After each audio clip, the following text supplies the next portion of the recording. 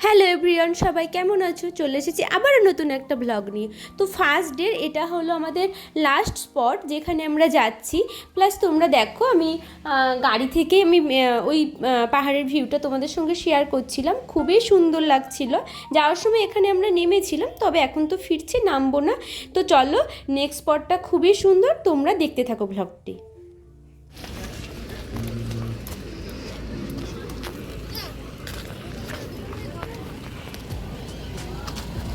False नहीं ऐसा false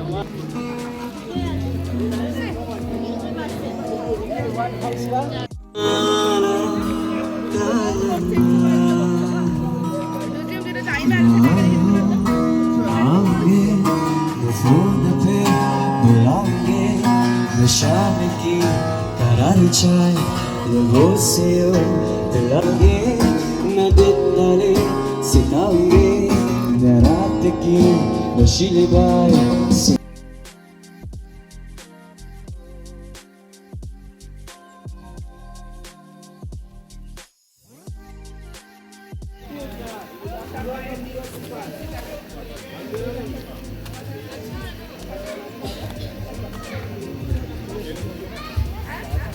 কার ছবি তুলছো বলো, তাহলে একটু শুনলে।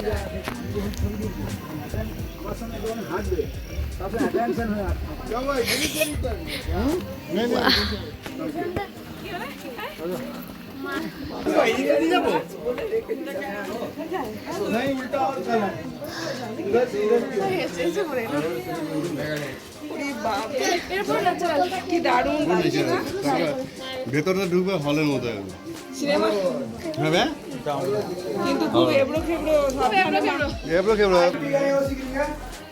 দিদি দেখে আসবে।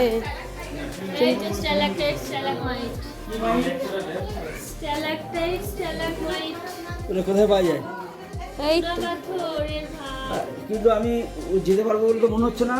হ্যাঁ, সেম, সেম আমারও মনে হচ্ছে। আপনি যাবেন না, যাবো না। যারা একটু রোগার চেহারা তারা তো বাড়ি ছাড়া যাবে এত দূর এসে যাবো না। না না, চেষ্টা করো।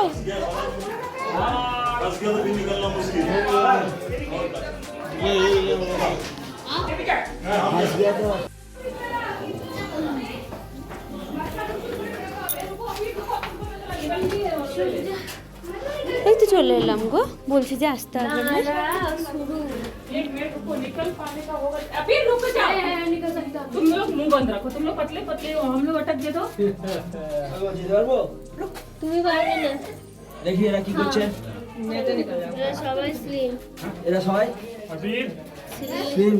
এইটাই তো নাকি? না আরো সরু সরু জায়গা আছে? क्या क्या हुआ? नहीं अब क्षमा निकलो, रहने दो। अभी आ इधर, पता चला और आगे पतला हुआ, आगे और पतला हुआ तो बटकी गए जाके।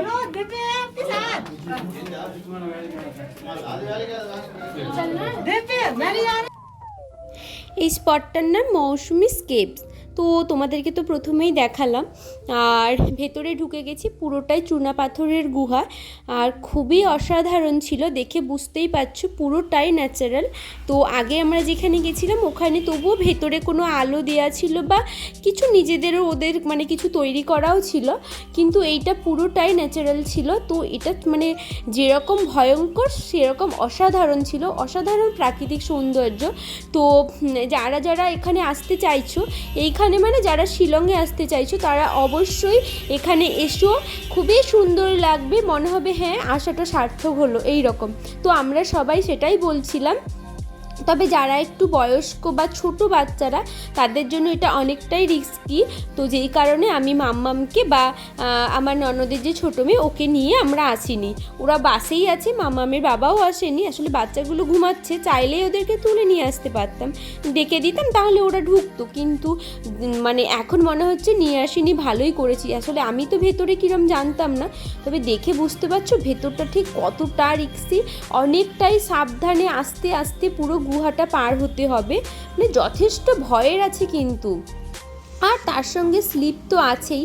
এই দেখো সবাই কতটা আস্তে আস্তে নামছে, দিদিকে দেখেছো খুবই মানে ভয়ে ভয়ে নামছে। আর আমি তো মানে লাফিয়ে লাফিয়ে চলে এসেছি ধরে ধরে, যেহেতু আমি একা একা আছি। তো সব আমার সঙ্গে যদি মাম্মাম থাকতো তাহলে আমার মনে হয় না আমি এটা পার করতে পারতাম বলে। তবে যেসব বাচ্চাগুলো ওই মাম্মামের থেকে একটু বড়, যারা 7-8 বছরের 9 বছরের, ওদেরকে না ওরা এসেছে সঙ্গে, তো ওদেরকে অনেকটাই ধরে ধরে পার করছিলাম। দেখো আস্তে আস্তে, অনেকটা রিক্সি তো সেই কারণে সবাই অনেকটা আস্তে আস্তে পার হচ্ছি। আর চলো পুরো ভিউটা তোমাদেরকে দেখাই, আর সামনের দিকে আস্তে আস্তে এগিয়েও যাই, দাঁড়িয়ে থাকলে তো হবে না। তো চলো সামনের দিকে যাই।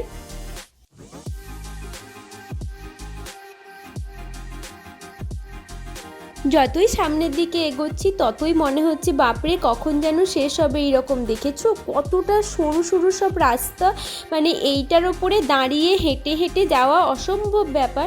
ওই বসে বা হামাগুড়ি দিয়ে এইভাবে পার হতে হবে, খুবই ছোট ছোট মানে সরু একেবারে। দেখেছো সবাই কিভাবে বসে বসে পার হচ্ছে। এটা সত্যি এখানে মানে দাঁড়িয়ে দাঁড়িয়ে বা হেঁটে পার হওয়ার কোনো পথই নেই, পুরোটাই মোটামুটি 90% রাস্তাটাই বসে বসে বা নিচু হয়ে হামাগুড়ি দিয়ে পার হতে হবে, এরকম ছিল মানে গুহার রাস্তাটা। তো দেখো মানে সামনে আরও ভয়ঙ্কর ভয়ঙ্কর আছে মানে গুহার রাস্তাটা। তো যত সামনের দিকে এগোচ্ছি ততই মানে খুব ভালোও লাগছে, তার সঙ্গে ভয়ও করছে যে বেরোতে পারবো তো এইরকম। আমার একটু ভয় লাগছিল, আমি অ্যাকচুয়ালি পাহাড় বা উঁচু রাস্তা এইসবে একটু ভয় পাই, তো সেই কারণে একটু ভয় লাগছিল।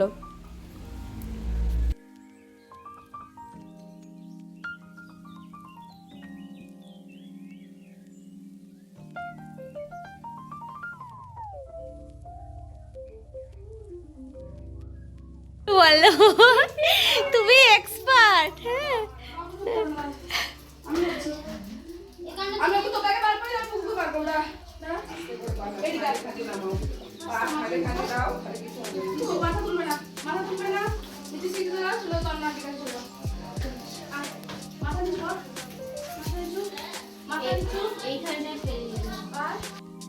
সামনের রাস্তাটা দেখো, ও মাই গড, মানে কিভাবে পার হব সেটা ভেবেই ভয় লাগছে। আর কোনো রাস্তা নেই এরকম মনে হচ্ছে, একেবারে মানে খুবই সূক্ষ্ম একটা সরু রাস্তা।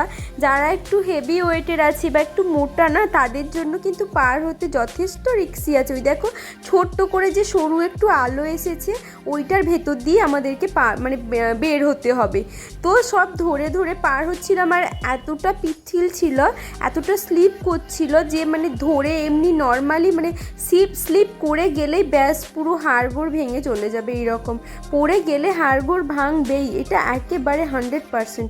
তবে এখানে এসে আমার মাথায় তো দুম করে লেগেছে, ওই পার হতে গিয়ে দুম করে লাগলো মাথায়, মানে বুঝতে পারিনি না, দাঁড়িয়ে পড়েছি আর অমনি লাগলো মাথাতে এইরকম। চলো মোটামুটি বেরিয়ে এসেছি, দেখো সামনেই বেরিয়ে পড়লাম। বেরিয়ে মনে হচ্ছে যেন পৃথিবীর আলো দেখলাম। তো খুবই ভালো লেগেছে, আর খুব ভালো লেগেছে। কতটা ভালো লেগেছে সেটা বলতে পারবো না, খুবই সুন্দর লেগেছে। ভেতরটা সত্যি খুবই সুন্দর ছিল। তো হ্যাঁ, যারা অবশ্যই শিলংয়ে আসছো, মেঘালয় বা এইসবের দিকে আসছো, তারা অবশ্যই এই গুহাটাতে অন্তত এসো, অসাধারণ, এটা খুব ভালো লাগবে সবার।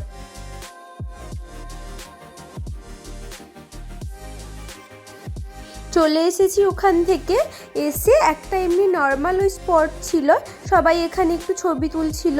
আর এই জায়গাটার নাম হচ্ছে 7 স্টার ফলস।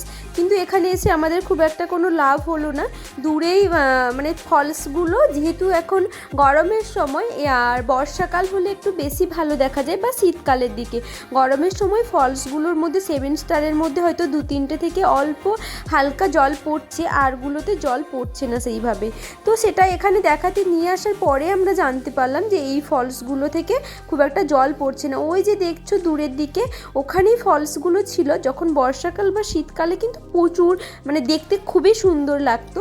7টা ফলস ছিল একসঙ্গে সারি সারিভাবে, তবে সেটা আমরা দেখতে পাইনি। তো যাই হোক, তবে আজকে অনেক কিছুই দেখেছি।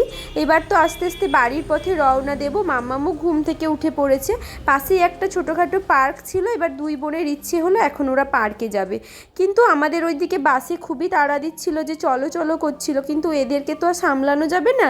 এরা আগে যাবে পার্কে, 2-3 বার করে একটু স্লিপ করে নেবে, তারপরে ফিরবে।